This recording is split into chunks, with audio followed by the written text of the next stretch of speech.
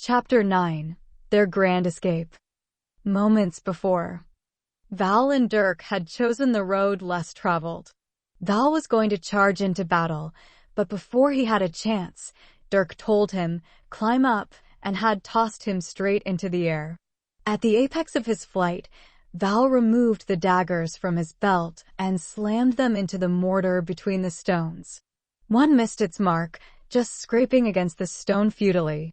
Thankfully, to Val's relief, the other knife dug in, holding solidly.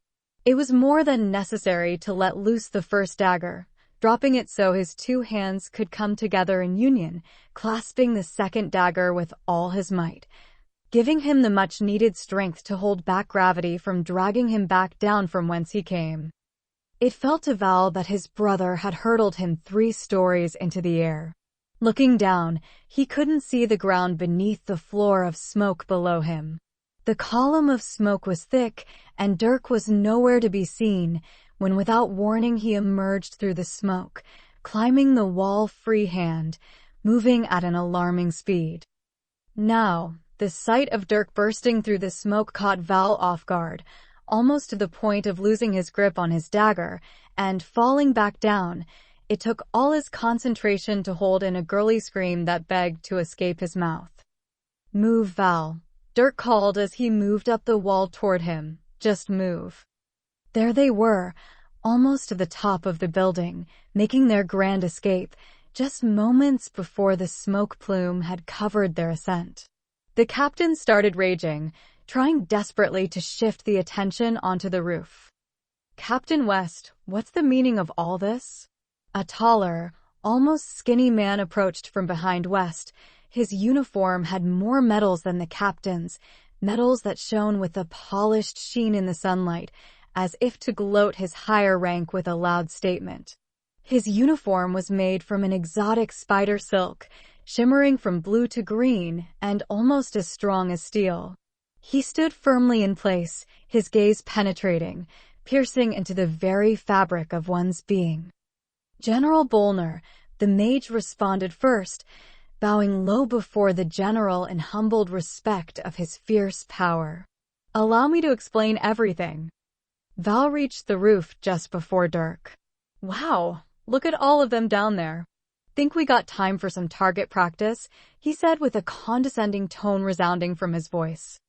Winds blowing in the wrong direction to hit anything important, Dirk responded, sincerity dripping from his lips with a slice of contentment caught in his teeth. Shame, I was almost craving some stuck pig. Dirk started laughing at Val's joke, especially since he had remained fully sincere as he said it.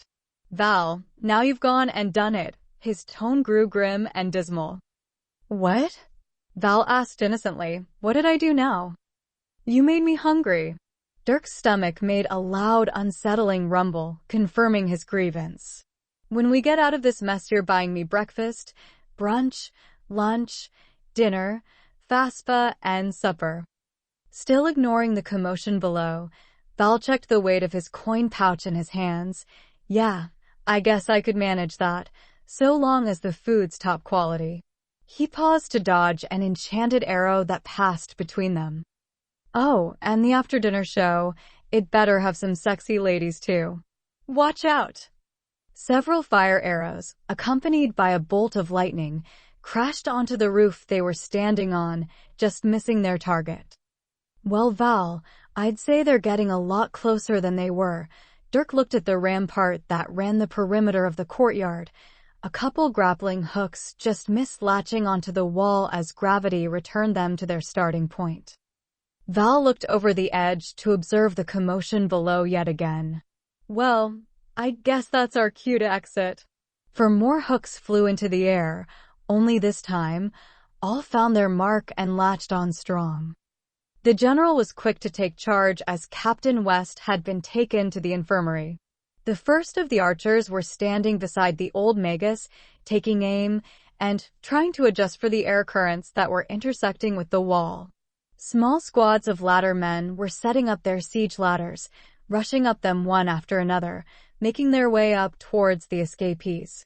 The general ordered other squads back into the building where they could emerge onto the roof. Val waited a few moments, and then with a sly twinkle in his eye, he grabbed the knife that he still had with him and poked his head over the edge.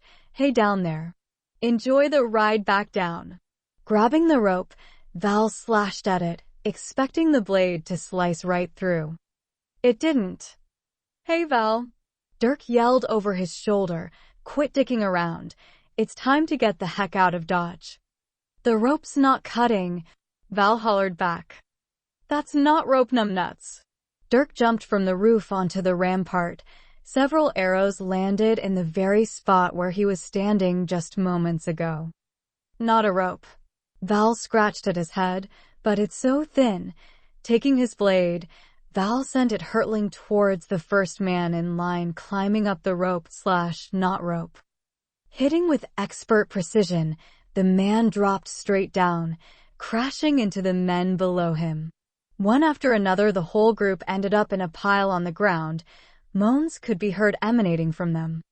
After the blade's hilt connected with the first man, it ricocheted off of him and hit the first soldier on the third ladder, causing the exact same domino effect. Once the two lines were cleared, the blade flew helplessly off into nowhere. Throwing his hands up in victory. "Now that's what I call a direct pressure point hit." Val began to run after his brother. There was a decent gap between the two of them now, and he would have to push hard to overtake the muscular elf. Sounds could be heard on the opposite side of the roof as soldiers poured out from an unseen access hatch. It sounded as if a stampede had been let loose, the clatter of armor rattling against adjoining pieces, feet pounding against the solidly laid cedar shakes. The rumbling grew louder as they crossed the rooftop. The war cry released from the men bellowed its way over, only to further edify the oncoming assault. The war cry sounded, halting the attack of arrows from below. Val, moving at breakneck speed, pushed on hard to close the gap, his sheer determination giving him what he needed to accomplish this task. It was evident upon looking at the general going about ordering his troops that he had been expecting them to flee down the rampart all along. Val, bringing up the rear, could only ponder what his brother planned to do next. Archers accompanied by pikemen started spilling onto the rampart. The blades dropped into position, holding place in front of the archers, creating an uninviting wall of serrated death.